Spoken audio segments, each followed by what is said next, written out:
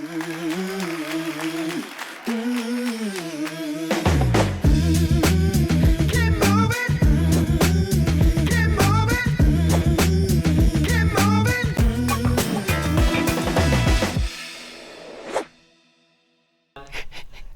and welcome to Backstage Buzz. I'm excited to welcome two very special guests to the show who are here to give us the scoop on upcoming programs at the Mac. Later, I'll chat with Artistic Director of Porchlight Theater, Michael Weber. Michael's an expert on musical theater and will share more about West Side Story as we gear up for new Philharmonic Orchestra's concerts coming this April. But first, I am so pleased to welcome back Connie Canaday Howard, who has the inside story on what to expect from BT's upcoming production of Naperville. Welcome, Connie. It's good to be here.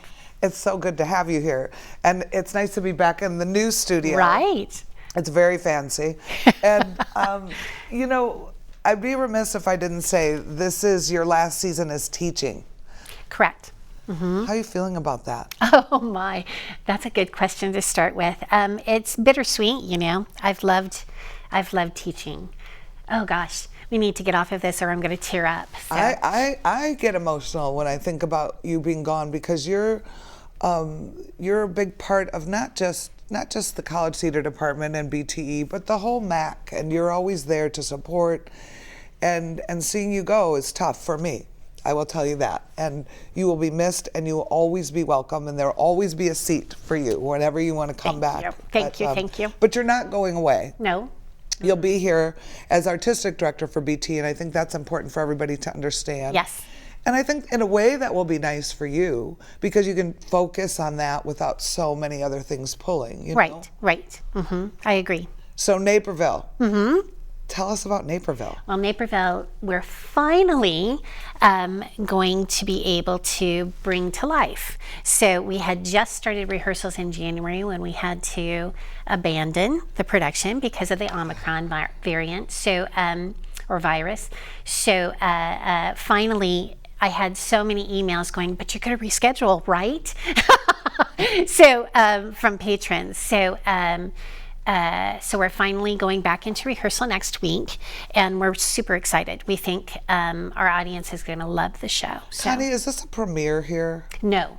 It premiered in New York City in 2014, I believe. But here, in our area? No. Okay. Then it was at Theater Wit in 2016. Oh, okay. So this is the second production. The second production. Mm-hmm. And tell me why you picked that show.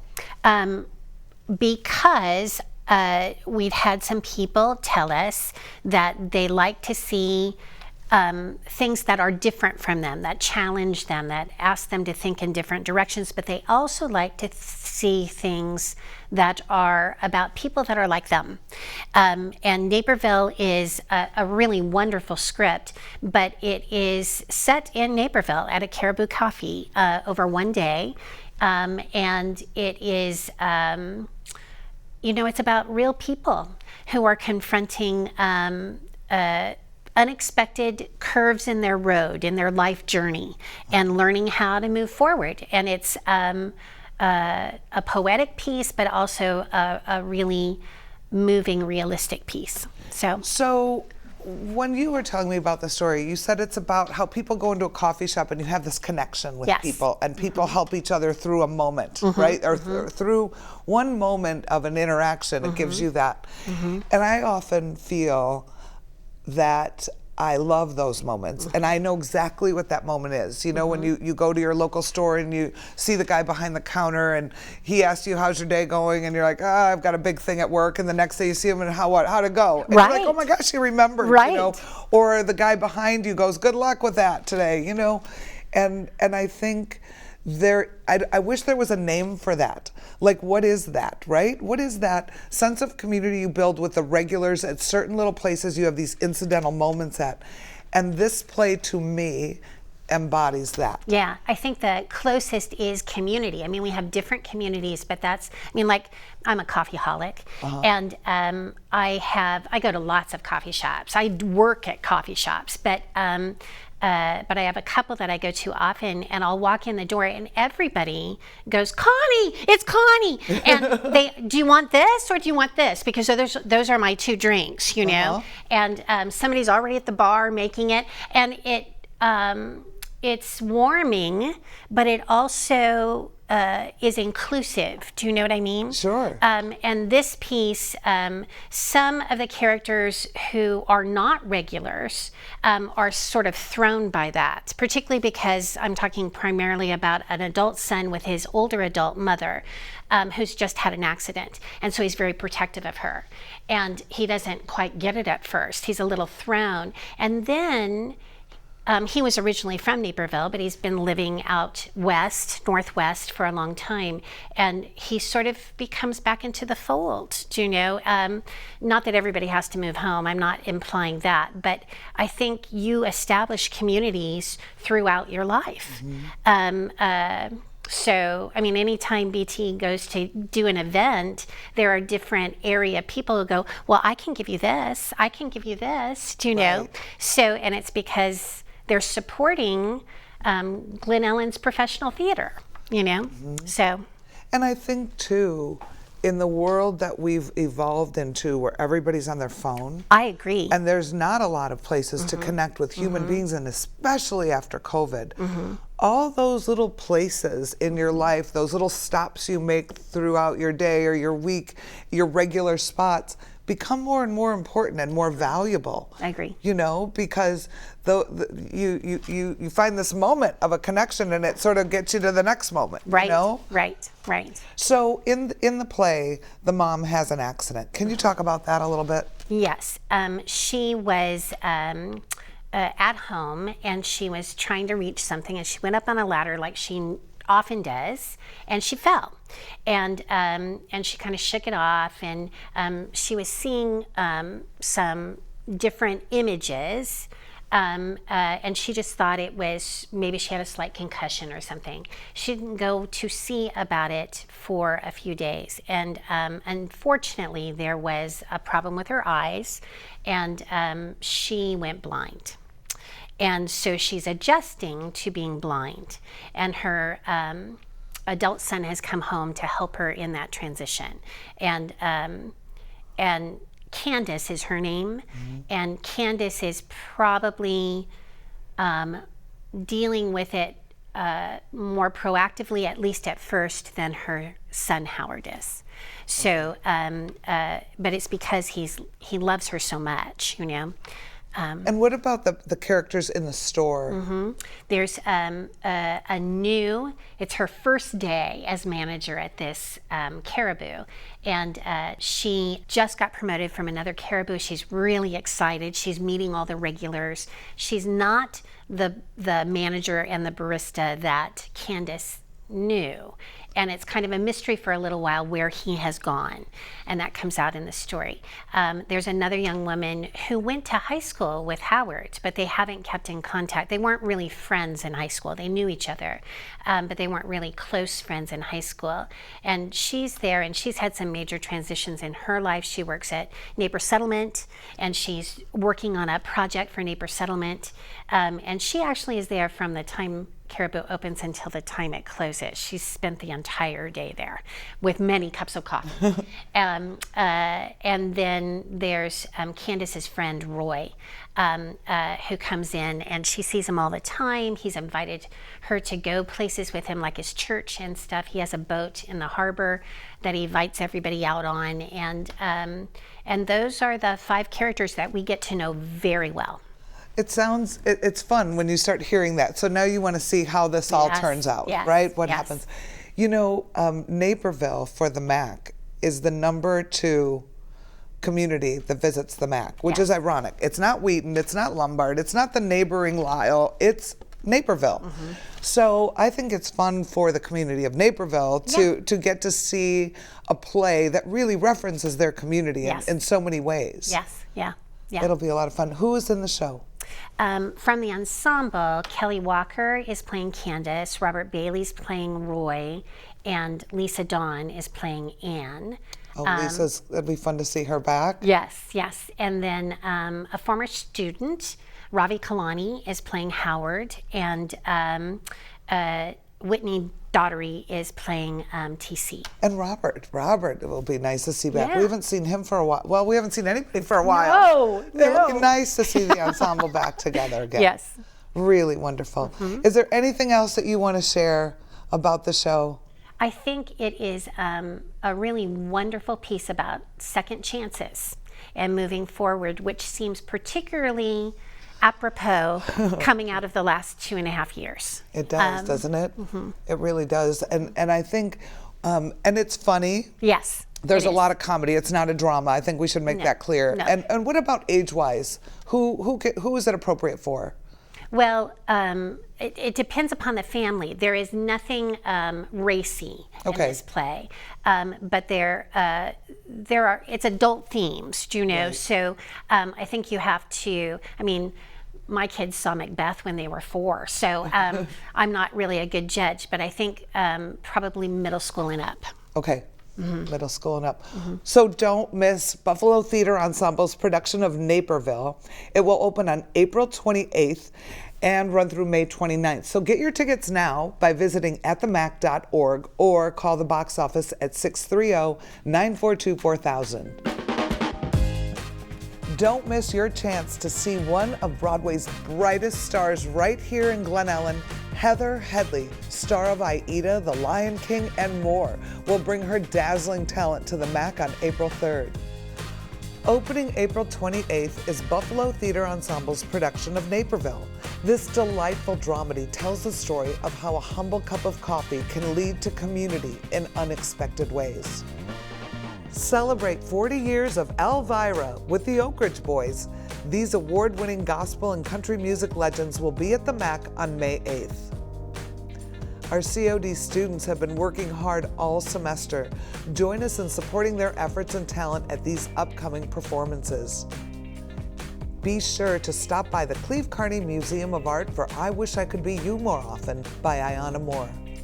This exhibition of beautiful paintings touches on themes of Blackness, gender identity, and love. You don't want to miss it. On display through April 10th. And while you're here, visit the MAC gift shop. You can find a selection of unique and creative items for the art lover in your life, or treat yourself. For tickets and more information, visit atthemac.org. Stop by the box office or call 630-942-4000. I am so pleased to welcome Michael Weber to the show.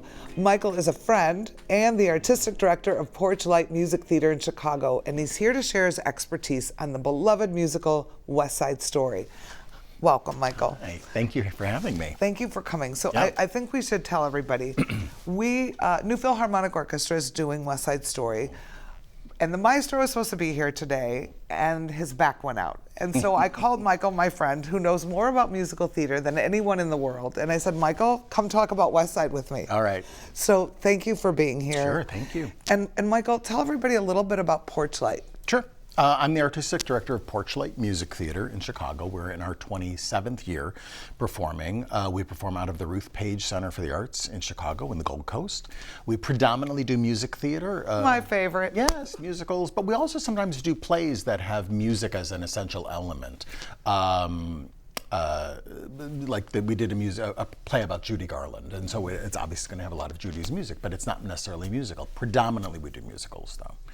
And Michael, where did there's no one I know who has more intellectual property in their head about musical theater. Where did that come from? I think that part of it is that when I started out, I really was going to be doing plays. I was really focusing on Arthur Miller and Tennessee Williams and Shakespeare. I was working at Chicago Shakespeare, and then I started getting into music theater and being interested in it. And the thing about it is the history of musicals in America, and the players, and how musicals developed from the very beginning. It's one of America's only indigenous art forms. There's jazz and rap and comic books and baseball And musicals. Musicals are the only thing that really doesn't trace back to like having started in Europe or some other country. It started here in America.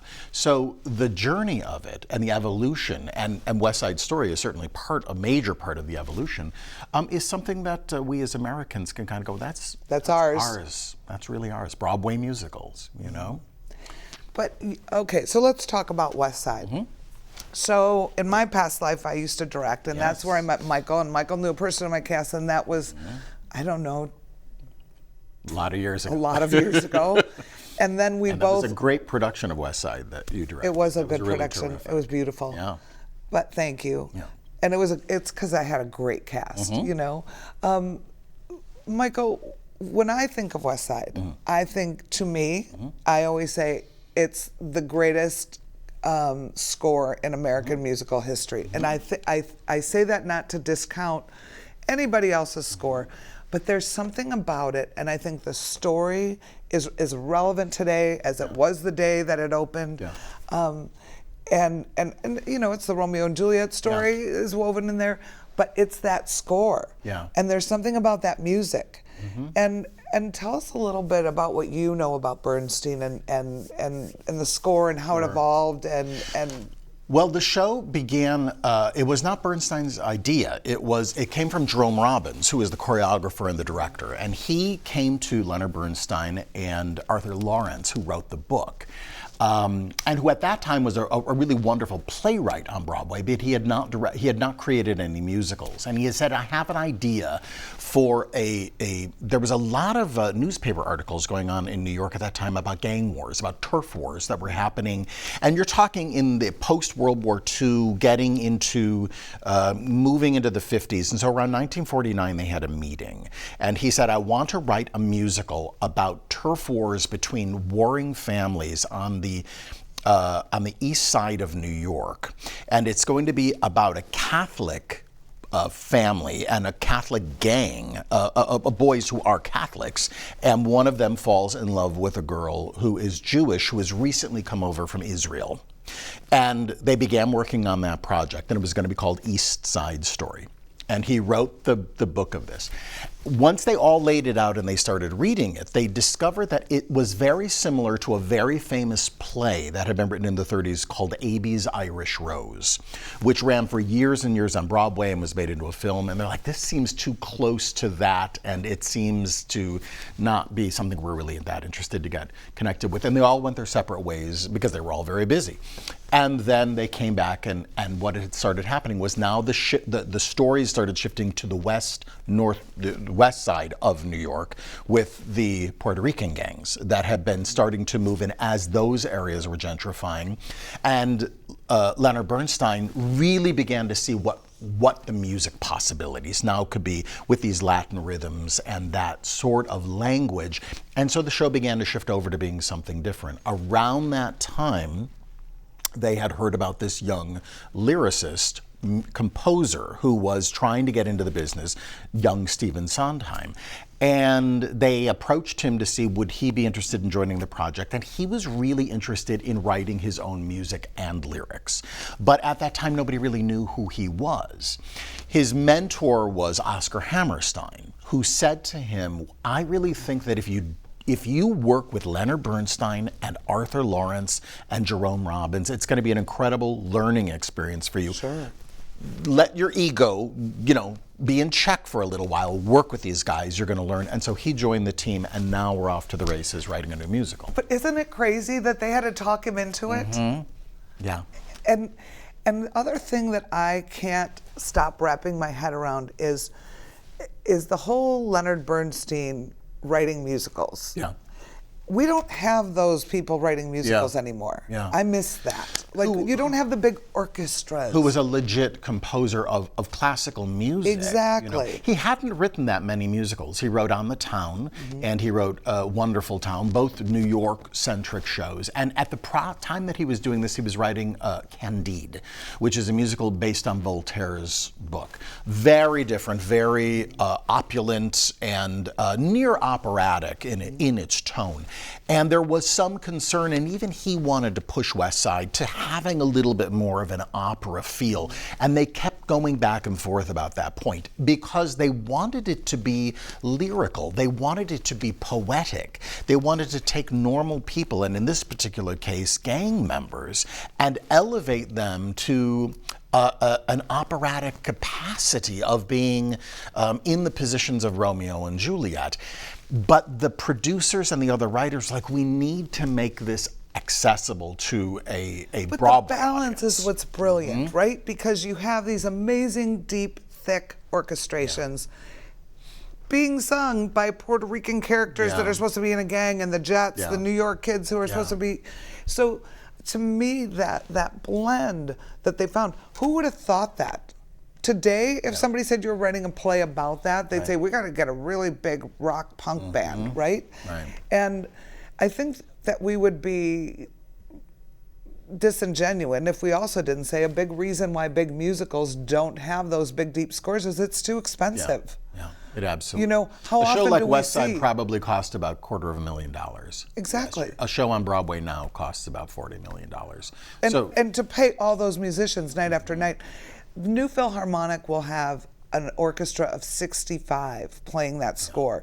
You don't get to see it that often. Right. You just don't. That's the thrill of it, that you when you experience West Side Story or any of the great musicals from that era, when they had 25 to 30 musicians in the pit, you suddenly are hit with a wall of this music, and you understand how much it is there elevating the emotion 100%. of it. You have a very different emotional experience when you see West Side Story as played as Leonard Bernstein had originally conceived it.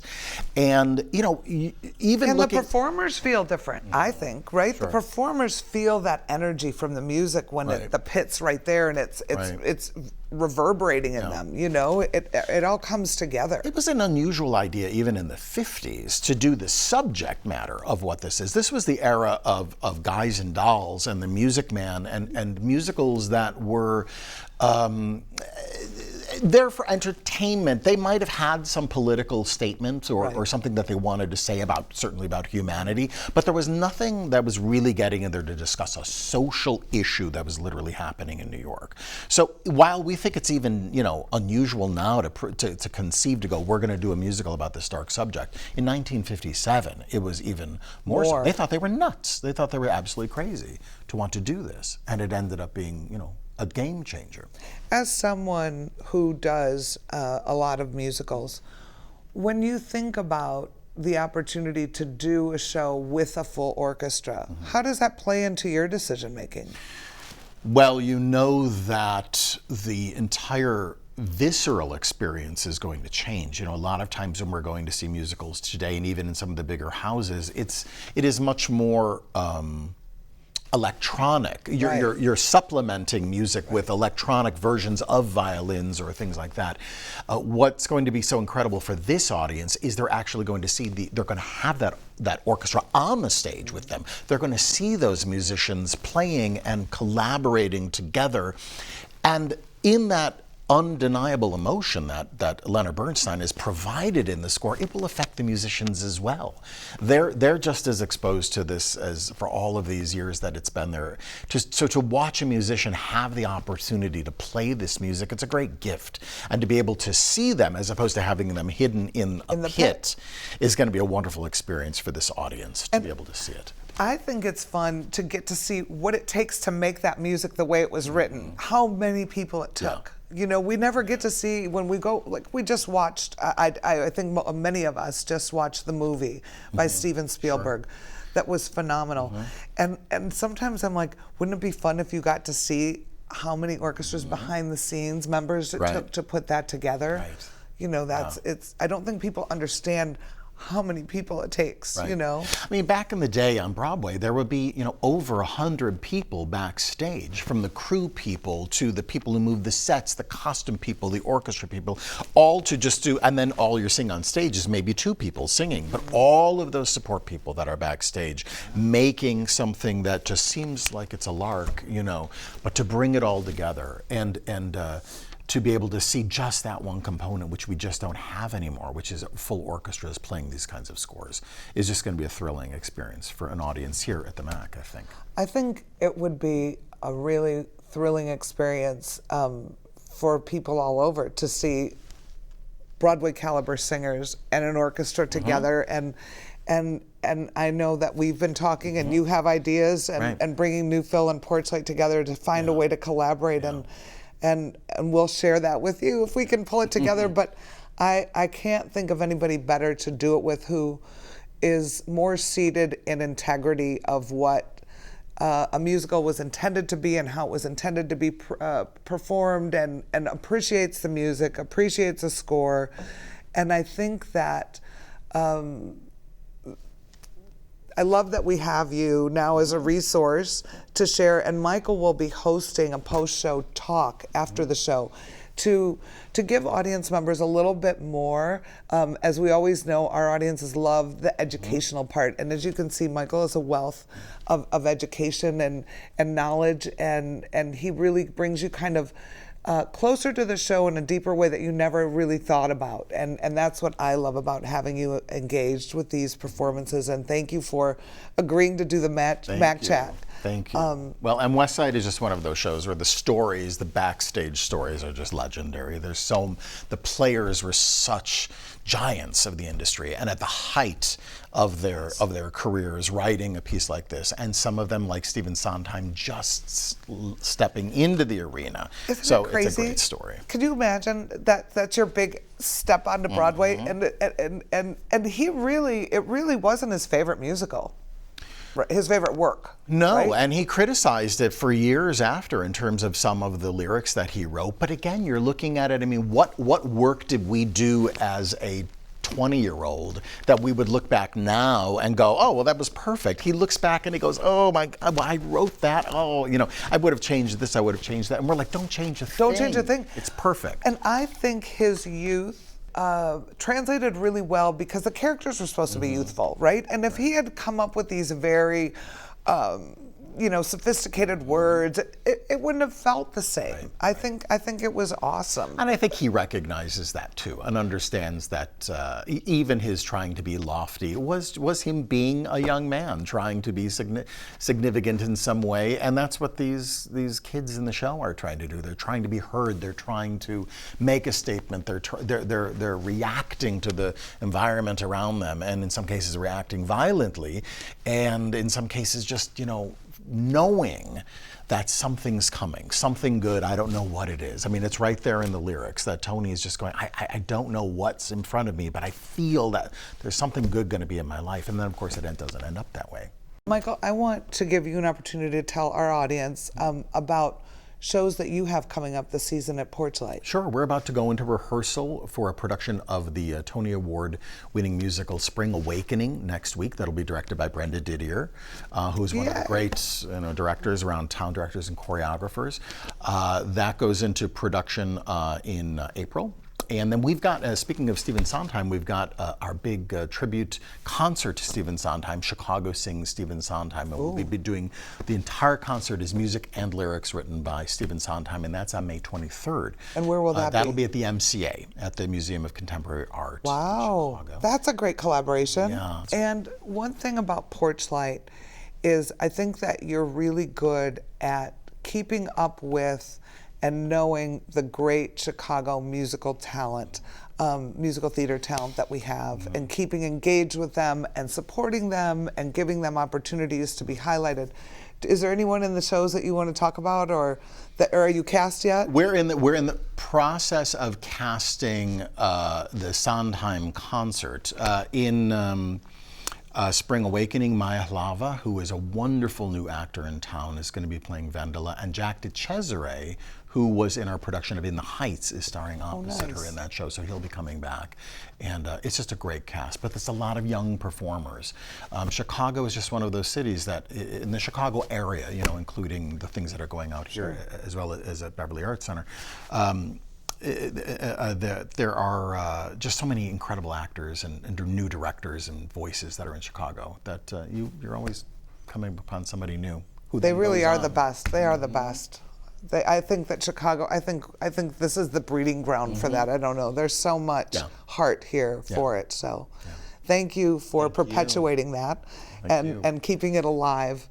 So come see New Philharmonic Orchestra's concert performance of West Side Story on Saturday, April 9th or Sunday, April 10th. Tickets are available at themac.org or by calling 630-942-4000.